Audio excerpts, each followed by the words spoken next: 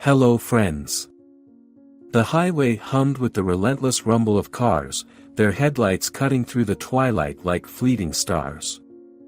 Amidst the chaos, a small, trembling figure lay motionless on the side of the road. It was a puppy, no older than a few months, tightly bound and stuffed in a plastic bag. The bag was tied to the fence and swayed slightly with each passing car. His tiny body was curled into a ball, and his breathing was shallow and panicked. He didn't understand why he was here, only that he was alone, scared, and helpless. The minutes seemed like hours. The puppy's sobs were drowned out by the noise of traffic.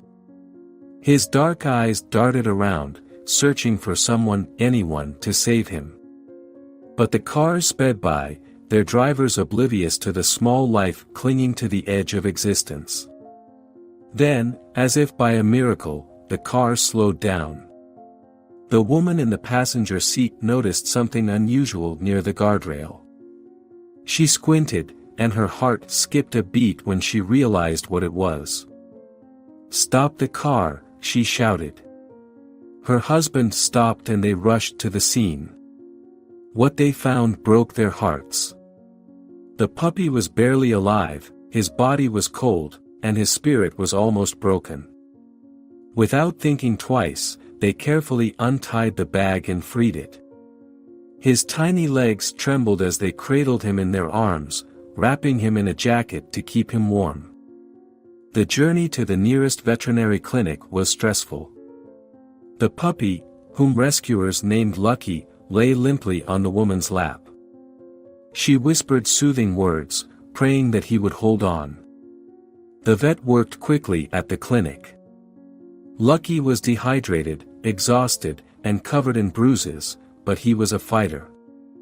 No matter what, he survived the night. The days turned into weeks, and Lucky began to heal. His rescuers, unable to part with him, decided to give him a permanent home. Their house was already filled with the joyful barking of two other dogs, Max and Bella, who greeted Lucky with outstretched paws. Lucky was shy at first, his past trauma is still fresh in his mind. But Max and Bella were patient, gently coaxing him out of his shell. It didn't take long for the lucky one to blossom. His playful nature manifested itself, and he became inseparable from his new siblings. They ran around the yard together, wagging their tails in unison.